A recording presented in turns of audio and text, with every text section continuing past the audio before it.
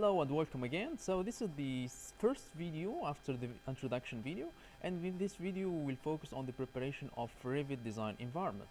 So the first thing what you want to do is to create a new project, open new project or create a new one. So we click on new, and then we select the template, architectural template. Here it should be project, and then we press OK.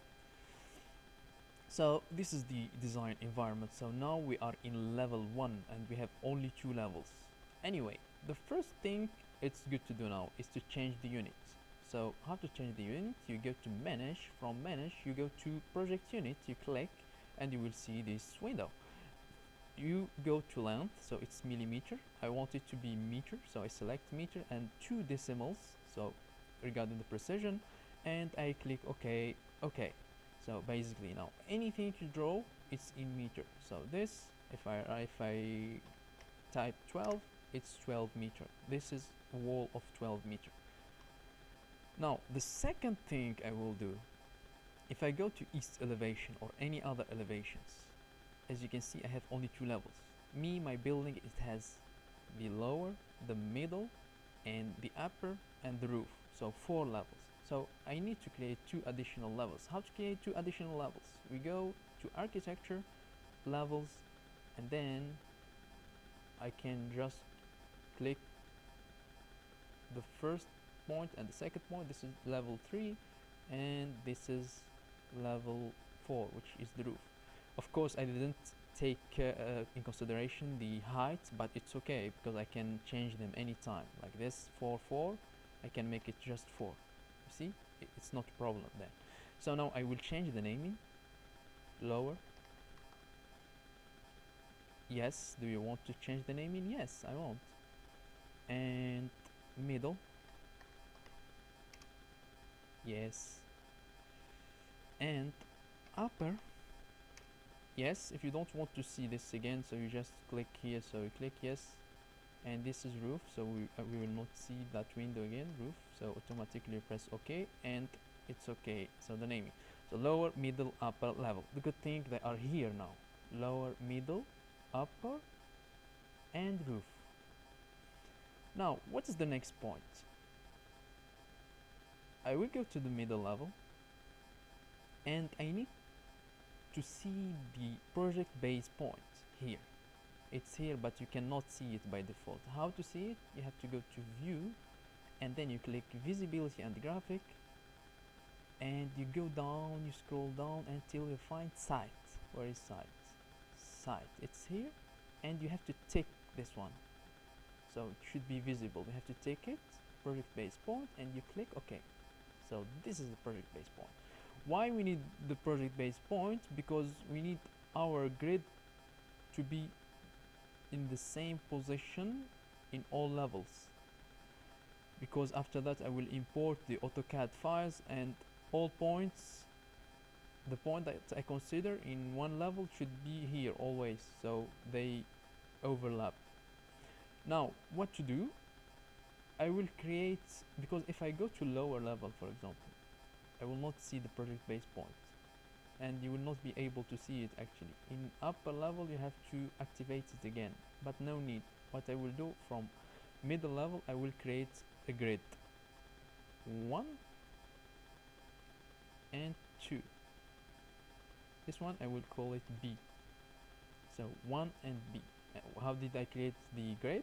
From architecture there is grid here, so you click 1, 2, but I need only this one. Now the good thing, if I go to lower level, you see, so the middle level is here actually, so it's in the intersection. Same thing, if I go middle, it's here. If I go upper, it's here. So I know the project base point is here in the intersection, which is very important thing for this exercise. Now I will import AutoCAD file, isn't it? Why? But which AutoCAD file I have to import? I will import the section, actually section AA, because I want to make sure the height respect the section, the height in the sections.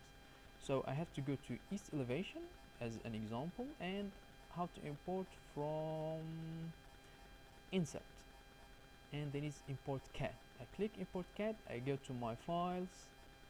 My files are here. CAD. So section AA.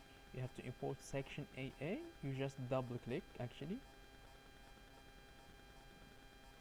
So now look, if I want to move it, it will not move. I have to unpin it. So now I can move it. So I will try to make it. You can even actually move it using the arrows of the keyboard, as you can see. So now it should be very precise actually. Here it should be exactly. Now I can move this middle. So middle, this is the middle, should be okay. It's exactly on the top of the floor. The same thing, so no need to measure. I can actually just move them. Alright, roof, same thing. So the roof is here, of course. So I'm using my keyboard, arrows. So these are the dimensions actually. I can even make like this dimensions. So these are the dimensions, or the height. So the height, so it's very clear now. So the next video, because now if I go to 3D, there is the section. Actually now I don't really need the section. The good thing you can do, no need to delete it, but you can click right and you go to hide in view and hide elements, because we don't really need it now. The next thing we need to do now, we will import the levels. So middle level should be imported. So I will import middle level. Alright, so I click or double click. Now actually I have to move the middle level and pin it, and let's say I will select this point to be here. So I can use the move tool, click here, click this point and move it exactly in the intersection. I have to do the same thing. Be careful here. I'm in the middle level and I imported the middle level. If I go to the lower level, I have to import what? The lower level. So again, same process, AutoCAD, lower level. I can click open, say I will do the same thing. So alright, you have to unpin it and you can select this move to this to the intersection. Now for the upper, the same thing, insert, import, and then where is upper? Alright, okay, I will just select it, click move and select this point to this point. I forgot to unpin it, so I have to select it and unpin, otherwise you will not be able to move it. So I select move, this point, this point. Alright, I can move this little bit so it doesn't, and I can bring this way. So if I go to the 3D now, look how beautiful it is. Everything is synchronized, so everything is correct. If you do this mistakenly, if you make mistakes in this, your project will not come out correctly. So please be careful in the application of the points I mentioned in this video. So now for the next video we will start modeling. Actually we start modeling walls and windows and floors in the remaining videos. So see you there. Thank you.